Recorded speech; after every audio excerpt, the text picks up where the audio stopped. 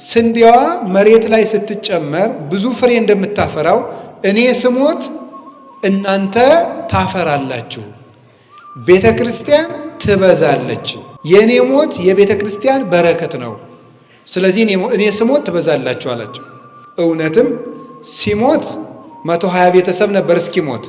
የሞት ዕለት እንዲያውም ከመስቀሉ ስር የነበረ አንድ ደቀ መዝሙሩ ዮሐንስ ከእናቱ ጋር፣ ከዛ ደግሞ ጥቂት ሴቶች አብረው ከመስቀሉ ስር ነበሩ። 11 ደቀ መዛሙርቱ ግን መስቀል ስር አልተገኙም ነበር። ሲሞት ብቻውን ሞተ። ሲነሳ 12ቱን ሰበሰባቸው። 120 ቤተሰቡም ቀስ ቀስ እያሉ የትንሣኤ ዕለት 12ቱ ተሰበሰቡ። ከዛ ቀስ እያሉ 72ቱም 36ቱ ቅዱሳት አንስትም አንድ ላይ መሰብሰብ ጀመሩ። የመስቀል ዕለት የተፈቱትን የትንሣኤ ዕለት ሰበሰባቸው። ሲያርግ ባርኳቸው፣ አንድ ቤተሰብ አርጓቸው ሄደ። እሱ ባረገ በ10ኛው ቀን መንፈስ ቅዱስን ለከላቸው። እንደምታውቁት በአንድ ቤት ተሰብስበው ሳሉ እነዚያ 120 ቤተሰቦች 120 ብቻ ናቸው። በአንድ ቤት ውስጥ ተሰብስበው ሳሉ መንፈስ ቅዱስ መጣና በየራሳቸው ትከሻ አደረባቸው፣ አረፈባቸው። እኔ ስሞት ትበዛላችሁ ብሎን አልነበረም ጌታ? የዚያን ጊዜ ከ12ቱ ደቀ መዛሙርት አንዱ ቅዱስ ጴጥሮስ ተነስቶ ስብከት ሰበከ። ሲሰብክ በአንድ ጊዜ ስብከቱ 3000 ክርስቲያኖችን ጨመረበት። የኔ ሞት የቤተ ክርስቲያን መብዛት ነው ብሎ ነበር። እንደተናገረው ቃሉን ሳያጥፍ መድኃኔዓለም በ10ኛው ቀን 3000 ክርስቲያኖች በአንድ ገበሬ ስብከት ተጨመሩ። ምክንያቱም ቅዱስ ጴጥሮስ ገጠሬ እስራኤላዊ ነው አይደለም? አሳ አጥማጅ፣ የገጠር እስራኤል ገጠሬ ገበሬ ነው። መንፈስ ቅዱስ በባዶ አእምሮ ላይ ልቡን ለሰጠው ሰው እንደሚሰራ ሲያስረዳን በዚያ ምስኪን የነበረ የ55 ዓመት ገበሬ መንፈስ ቅዱስ በልቡ ነው አድሮ 3000 ሰዎችን ንግግር ከሚታወቅበት ከግሪክና ከሮማ የመጡትን በራሳቸው ቋንቋ የመንፈስ ቅዱስ ቃል እንዲሰማቸው አድርገው 3000 ተጨመረበት። ዓመት ተቀምጠው ክርስቲያኖች ሐዋርያት ዓመት ኢየሩሳሌም ሲቀመጡ በእስጢፋኖስ ስብከት ተጨምሮ 8000 ክርስቲያኖች በአንድ ዓመት ውስጥ ኢየሩሳሌም ውስጥ ሞሉ። እነዚህ 8000 ክርስቲያኖች ገንዘባቸውን ያመጡና ለሐዋርያት ያስረክባሉ። ሐዋርያት እህል ይገዙና እራት ሁሉም አንድ ላይ ይበላል። ከዚያ ውስጥ ማንም ሰው 8000 ክርስቲያን የኔ የሚለው ሐሳብ አልነበረውም። አንድ ሐሳብ ብቻ። አሁን ይህንን ነገር ስታስቡት ምን ይመስላችኋል? መቼም ልብ የሚባለው እቺ ደም የምትረጨው ከረጢት ናት መቼስ አይደለም? እቺ ደም የምትቀበለውና የምትረጨው ናት ልብ የተባለችው። እና አንድ ልብ ከሆነ ሁላቸውም እያወጡ ጥለው በሆነ ሰው አንድ ልብ እያሰቡ ነው ወይም ያን በዛች ደም በዛ በአንድ ሰው ደም እየረጩ ነው በአንድ ሰው ልብ። እንደሱ ማለት መቼስ አይሆንም። እና ልብ የሚባለው ምንድን ነው? ልብ ሰው የሚያስበው በልቡ ነው በጭንቅላቱ ነው? ሰው የሚያስበው በዚህ ነው በዚህ ነው የሚመስለኝ። ያወቃችሁት እንደው ብዙ ሊቁ ናችሁ ሳይሆን ያወቃችሁት በጣም ብዙ ስትጨናነቁ ሎድ እንደበዛበት ቴሌቪዥን እየሞቃችሁ እዚህ ላይ ይመስለኛል። በዚያ ባትማሩ እንኳን ሲነዳችሁ ታውቁታላችሁ። ራስህን ፈልጦ ሲጥልህ ቢያንስ በዚህ ይገባል በዚህ እንደምታስብ ነው። ልብ የሚለው ቃል ግዕዝ ነው። ልብ ማለት አእምሮ ማለት ነው፣ እውቀት ማለት ነው። ልባዌ ማለት ማስተዋል፣ ልብ ልባዌ፣ ለቦት ማለት ማስተዋል፣ እውቀት፣ አእምሮ ማለት ነው። ስለዚህ ልብ ማለት እውቀት ከሆነ ለምንድን ነው ይቺ ደም የምትረጨው ልብ የተባለች ለምን ይመስላችኋል? ለምንድን ነው እንደዚህ የተባለበት ምክንያት ሰው ነፍስ አለው። ነፍስ ስራዋን የምትሰራው እዚህ ውስጥ ነው። እዚህ ላይ ነው የምትሰራው። ይሄ የነፍስ የስራ ፋብሪካዋ ነው። ይሄ ቦታዋ ነው፣ ስራ ቦታዋ ነው። ይሄ ሐሳቧን የምታዘጋጀው እዚህ ውስጥ ነው። ይሄን ተጠቅማ ነው። ነፍስ ደግሞ ሰውነት ውስጥ እንድትኖር ደም ያስፈልጋታል። ደም ከደረቀ ቀጥታ ደም ከተማዋ ስለሆነ ነፍስ ጥላው ትሄዳለች።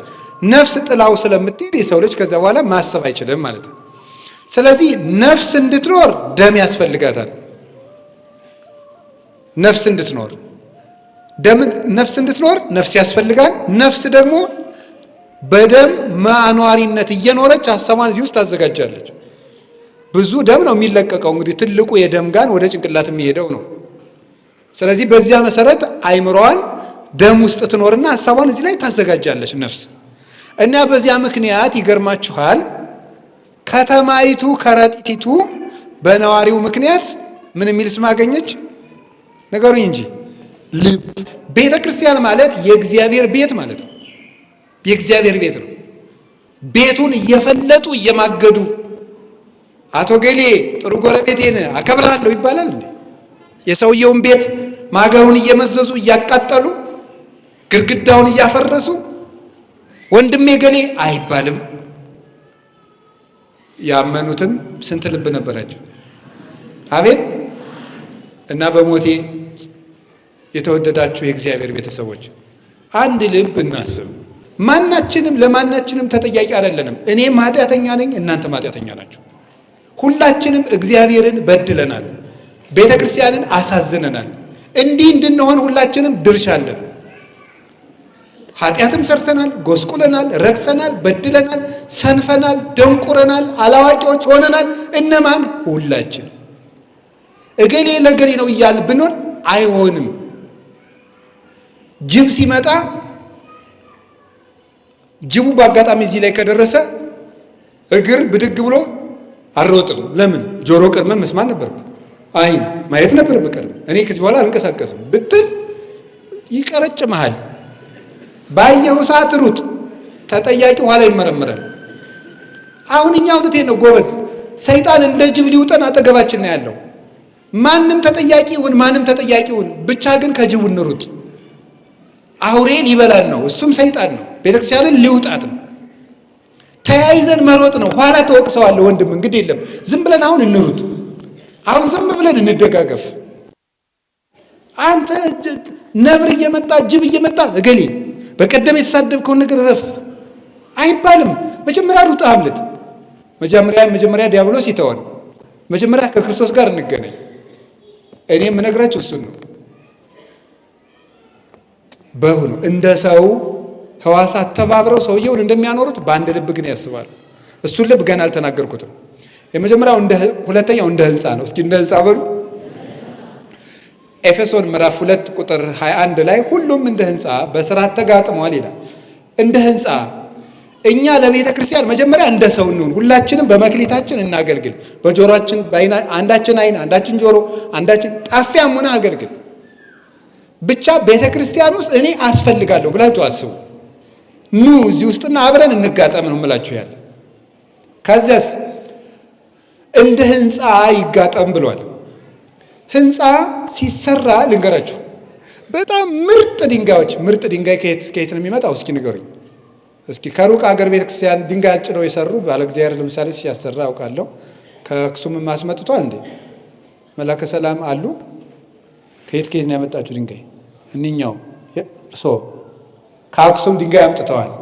ሲሰራ ስለማስተው ባለ እግዚአብሔር እየተሰራ ሳለ ጉባኤ መጥቼ ስለማውቅ ነው።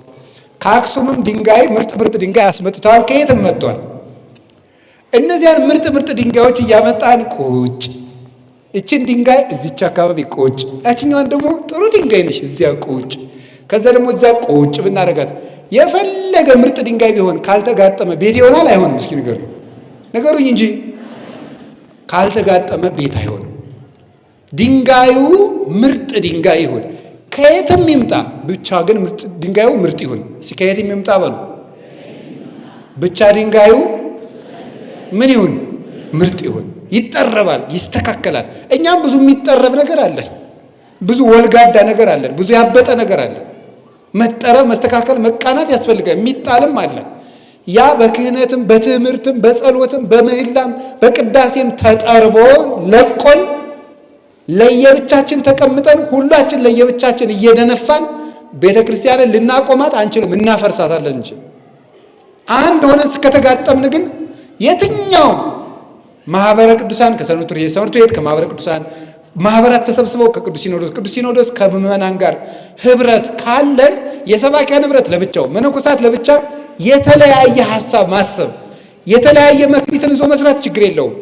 ተለያይቶ ግን መጓተት ግን አንዱ አንዱን መጎተት ግን አንድ አያደርገንም። አንድ ልብ በሆን የምንችለው መተን ስንጋጠም ነው። እንደ ህንፃ መጋጠም ድንጋዩ ተጠርቦ ደግሞ በቦታው ነው። ትንሿ ድንጋይ በትልቁ ቦታ ድንጋይ ላይ አትቀመጥም። እንዳቅማቸው ነው። መግጠሚያም ይሆናል፣ ከላይ መደምደሚያም ይሆናል። መሀል ላይ የሆነች ቀዳዳ ላይ ሄዳ መጣ ግጥም ብላ ቤቱን የምታሳምር ድንጋይም አለች። እንደ አቅማችን ቤተክርስቲያን ቀዳዳ ላይ መግባት እንችላለን። እንደ አቅማችን ምንም እንሆን፣ ግን አንድ ልብ መሆን ያስፈልገናል። አንድ ልብ ምንድን ነው? አሁን እንዳልኳችሁ እንግዲህ ኮሚቴም ስትሆኑ የትኛውም ቦታ በጉባኤ ቤቶች፣ በቤተ ክርስቲያን፣ በሰበካ ጉባኤ፣ በየትም በሀገረ ስብከት ኮሚቴ የምንሆን ሰበካ ጉባኤ የምንሆን አንድ አይነት ሀሳብ ማሰብ የምንችለው እንዴት ነው? ለአንድ ዓላማ ተሰብስበን ሳንጣላ መውጣት የምንችለው እንዴት ነው? እንዴት ነው መሆን የምንችለው? በተለያየ አደረጃጀት ውስጥ ሆነን እንዴት ነው አንድ ሆነን ለቤተ ክርስቲያን ለ50 ለ100 ዓመት ማቀድ የምንችለው ስትሉኝ፣ ያ ልብ ምን እንደሚባል ታውቃላችሁ? ወንጌል ይባላል። እስቲ ወንጌል በሉ ነገሩ። ባልና ሚስት እንዳይጓተቱ ሴትዮይቱም እንደምን ታስብ ነገሩኝ እንጂ የታባቱ ባሌ እንደዚህ አድርጎኝ እንደዚህ አድርጎኝ እንደዚህ አድርጎኝ እንደዚህ አድርጎኝ እንደዚህ አድርጎኝ እንደዚህ አድርጎኝ የሚለው የሚለቃት እንደምን ስታስብ ነው? እንደ ወንጌል ስታስብ። ባልየውም ከሚስቲቱ ጋር አንድ አይነት ሀሳብ የሚያስበው እንደ ወንጌል ሲያስብ። እንደ ወንጌል ካስባችሁ የ40 ዓመት ጭቅጭቅ ያለበት ትዳር ከሆነ ዛሬ ማታ አንድ መሆን ይችላል። ወንጌል ምንድን ነው የሚለው? ቆይ ባል ለሚስት ምንድን ነው የሚያደርገው? ሚስት ለባል ድርሻዋ ምንድን ነው? ወንጌል ምን ይላል? ቆይ ሚስት እንዲህ ታደርግለት፣ እኔ ይሄን ይጎሎኛል። ባልየውሳ ደግሞ እሷ እንዲህ ሳታደርግልኝ የሚለውን ይተውና ወንጌል ባል ለሚስቱ እንዲህ ያደርግ ይላል። በቃ ስለዚህ እኔን አደርጋለሁ። አንድ ልብ ይመጣል። ዲያቆን ለቄስ እንዲህ ይሁን። ዲያቆኑ እንደ ወንጌል የዲቁና ድርሻውን ያስባል። ቄሱ እንደ ወንጌል የክህነት ድርሻውን ያስባል። ጳጳሳት እንደ ወንጌል የድርሻቸውን ያስባሉ። ወንጌል ጳጳስ ምን ይሁን ይላል። ፍትሐ ነገሥት ጳጳስ ምን ይጠበቅበታል ይላል። መምህር ምን ይጠበቅበታል ይላል። መነኩሴ ምን ይጠበቅበታል? ክርስቲያን ምን ይጠበቅበታል? ኦርቶዶክሳዊ ስብሰባ ምንድን ነው? ለምንድን ነው የተሰበሰብነው? ሁላችንም እንደየግል እውቀታችን፣ እንደየአመጣጣችን፣ እንደ ስራ ልምዳችን፣ እንደየታሪካችን፣ እንደየፈልጓት ፍላጎታችን የሆኑ ሰዎች እንዳወሩን ወሬ እንደመሰለን እንደተጫነው ነገር ስለምናስብ አንድ ልብ መሆን አቅቶናል። 8000 ሰዎች ግን ከተለያየ ሀገር ተሰብስበው አንድ ልብ መሆን የቻሉት እንደ ወንጌል እያሰቡ ነው። ምን እንደሆነ ታውቃላችሁ? ወንጌል የእግዚአብሔር ልብ ይባላል። አንደኛ ቆሮንቶስ ምዕራፍ 2 ላይ ቅዱስ ጳውሎስ እኛ የክርስቶስ ልብ አለን ይላል። እስኪ በሉ እኛ የክርስቶስ ልብ አለን በሉ። ዮሐንስ አፈወርቄን ሲተረጉም እኛ የአርስቶትል፣ የሶቅራጥስ፣ የፓይታጎረስ፣ የፕላቶ ልብ የለንም ይላል። እኔ ለምሳሌ የፕላቶ ቢኖረኝ አንተ ደግሞ የሶቅራጥስ ካለ አንድ ላይ ማሰብ እንችላለን? አንችልም። የክርስቶስ ልብ ካለ ግን አንድ አይነት ሀሳብ ማሰብ ይቻላል። እኛ የክርስቶስ ልብ አለኝ። ጌታ ዮሐንስ ወንጌል ምዕራፍ 15 ላይ በፍቅሬ ኑሩ ልቤ በእናንተ ይኖር ዘንድ አለ። ልቤ ያለው ወንጌልን ነው ይላሉ ትርጓሜው። ሰው ሀሳቡን በልቡ ያኖራል። ክርስቶስ ሀሳቡን በወንጌል አኖሮታል። ወንጌል ልብ ነው። እንደ ወንጌል ካሰብን 1 ሚሊዮን ብንሆን አንድ አይነት አሰብ ግድ የለም አልበዛንም። ልባችን ነው አንድ መሆን ያቃተው። ህንድ ቤተ ክርስቲያን ብትሄዱ ለ2.5 ሚሊዮን ኦርቶዶክስ ማት አይነት ማህበር ነው ያለ። የሴቶች ማህበር ክንፍ የሚባል አለ። የ12ኛ ክፍል ተማሪዎች ክንፍ፣ የኤሌመንተሪ ተማሪዎች ክንፍ፣ የዩኒቨርሲቲ ተማሪዎች ክንፍ፣ የአረጋውያን ክንፍ፣ የተመራቂዎች ክንፍ፣ ማዕት የካህናት ህብረት፣ የመነኮሳት ህብረት የሚባላላቸው። እያንዳንዳቸው ግን በቅዱስ ሲኖዶስ ፈቃድ የሚመሩ ለየራሳቸው ጳጳስ የተሾመላቸው። ሐሳባቸው ግን ስንት ልብ ነው? በሞት ንገሩኝ። አንድ ልብ ነው። አንድ ልብ እንድናስብ በየቀኑ ወንጌል አነቡ፣ ወንጌል ተማሩ። መጨረሻ ላይ ግን አንድ ምን ሆነው ሁላችንም መቁረብ ስንጀምር ነው። ቅዳሴ ስንቀድሰን መጨረሻ ላይ ቄሱ ስጋው ደሙን እየፈተተ ምን እንደሚል ታውቃላችሁ? አንድ ቃል ይላል፣ ሀበነ ንህበር በዘዚአከ መንፈስ ቅዱስ ወፈውሰነ በዝንቱ ጵርስፎራ ከመብከ ንሄው ዘለኩሉ ዓለም። ምን ብሎ ይናገራል? አብና ወልድ በመንፈስ ቅዱስ አዋሃጅነት ህይወትነት አንድ አምላክ ሆናችሁ እንደምትኖሩት እኛንም በመንፈስ ቅዱስ አንድ እንድንሆን አድርገን በዚህ ሥጋና ደምም የመለያየት በሽታችን ፈውስልን፣ አንድ እንድንሆን አድርገን ብሎ ነው ቄሱ ሥጋ ወደሙን የሚፈትተው። አያችሁ፣ አሃዱ ብሎ የጀመረውን ቅዳሴ አንድ አድርገን ብሎ ይጨርሳል። ሲጀምርም አሃዱ ብሎ ነው የሚጀምረው። አብ ወልድ መንፈስ ቅዱስ፣ አሃዱ አብ ቅዱስ፣ አሃዱ ወልድ ቅዱስ፣ አሃዱ ውእቱ መንፈስ ቅዱስ ማለት አብ ከወልድ ከመንፈስ ቅዱስ ጋር አንድ ነው። ወልድ